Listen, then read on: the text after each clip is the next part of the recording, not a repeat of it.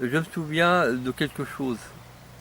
Quand je vivais dans la rue, de par les hivers froids dans la région, Hmm.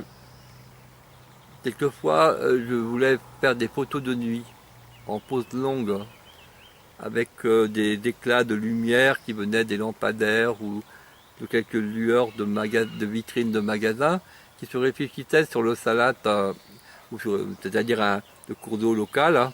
Hmm. Et il fallait faire pour cela quand même une pause longue. Ouais. Et donc, comme je mettais jamais de pieds, parce que moi mes pieds, je sais pas où je les mets, et donc,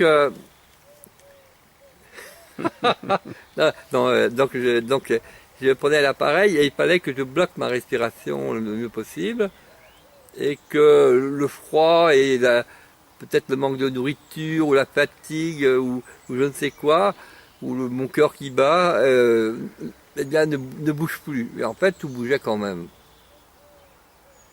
Mais je le faisais de telle manière qu'il ne bouge pas trop. Et évidemment, quand je faisais développer les pellicules, on arrivait à des images un peu floues légèrement, ou beaucoup, ou peu, mais ça faisait des choses intéressantes, hein. Et parfois assez nettes quand même, avec un peu de flou, ou pas, ou presque pas. Parce que la pause longue, quand même, c'était à peu près, je mettais environ 10 secondes de pause longue, hein. Et c'est pas facile de tenir, tu vois, sans bouger du corps, ni de la respiration, ni aucun faire aucun mouvement, pendant 10 secondes. Mais il y avait ce mouvement qui apparaissait, et je disais toujours que c'était la vie qui apparaissait dans la photo. Cette flou, il a du sens, hein. Vous ne le comprenez pas parce que vous voudriez avoir une image nette, hein, et comme vous voyez habituellement. Mais ce flou, c'est ça. C'est mon froid, c'est le froid qu'il y a. C'est mon tremblement, c'est mon cœur qui bat. Si vous savez sentir ça, écoutez bien ça, et vous ressentirez tout ça. Et la photo ne sera pas uniquement une photographie, mais aussi mon cœur qui bat, le froid que j'ai ressenti dans les mains, ou mon tremblement de fatigue, ou ma joie, et mon émerveillement aussi, mon émotion. Vous sentirez cela dans la photo aussi. Et si vous avez le regard habituel, vous direz, mais elle est moche. C'est tout flou, je ne vois pas ce que je voudrais voir. Je ne vois pas ce que je voudrais voir. Et là, c'est pareil. C'est-à-dire, j'entends pas ce que je voudrais entendre. C'est ça la vie. C'est toujours surprenant. On n'entend pas toujours ce qu'on voudrait entendre. Et des arbres, donc, c'est pareil. Il y a des arbres avec lesquels on est surpris d'entendre des choses en nous qui ne nous plaisent pas obligatoirement. Et parfois on n'entend rien du tout. Mais c'est pas parce qu'il n'y a rien, c'est parce qu'on n'a rien à entendre. Il y a beaucoup de gens qui n'ont rien à entendre pour l'instant. Ils n'ont rien à dire non plus pour l'instant. Et peut-être un jour, à un autre moment, ils aimeront dire, ils aimeront se faire entendre, ils aimeront faire quelque chose, ou se faire voir. Allez vous faire voir, comme dit quelqu'un. Les arbres, ils se font voir sans arrêt, mais on ne les voit pas. On peut vous passer dans la forêt, il y a 1000 arbres, vous ne voyez pas grand monde.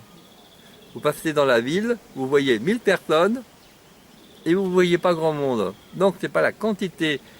Vous voyez 1000 brins d'herbe, mais est-ce que vous allez vous en rappeler d'un seul? Donc il ne s'agit pas uniquement de voir, parce que nous ne voyons pas grand-chose.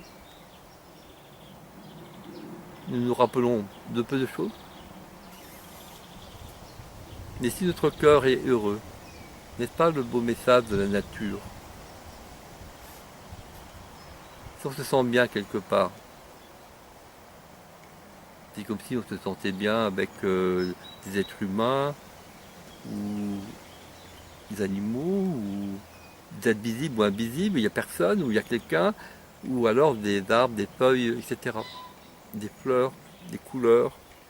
le soleil, le ciel, les nuages qui passent sont beaux aussi à voir. Pourquoi pas?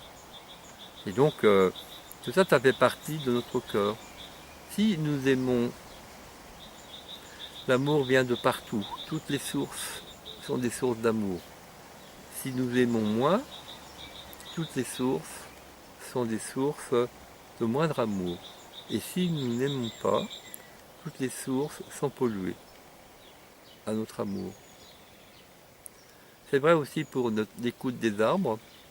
On peut entendre parler l'arbre et chanter l'arbre très loin dans des pays lointains. En se trouvant ici, on peut parler dans des pays qui sont très très loin d'ici et entendre loin. Mais si nous sommes fermés à l'écoute avec l'arbre, et ou que nous voulons entendre ce que nous voulons entendre, et que ce n'est pas l'arbre qui nous le dit, eh bien, on n'entendra rien du tout, sauf notre question. On dira, mais c'est pas possible. Pourquoi? Parce qu'on n'écoute pas l'arbre. L'arbre, il a peut-être quelque chose à nous dire. Pourquoi il serait un objet comme on voudrait qu'il fonctionne? Ça, si c'est pas une antenne télescopique, c'est un arbre. C'est un être vivant. Donc il a son histoire à nous raconter. Il n'est pas qu'un arbre utilitaire qu'on met dans la cheminée. Donc je veux dire, c'est quelque chose d'important de le voir vivre et de raconter son histoire. Il est content de raconter son histoire. C'est comme quand vous rencontrez quelqu'un, et si vous êtes intéressé que par vous-même, vous lui direz, moi je veux aller par là, quelle est ma direction? Mais si vous ouvrez à la personne, c'est ça peut-être votre direction.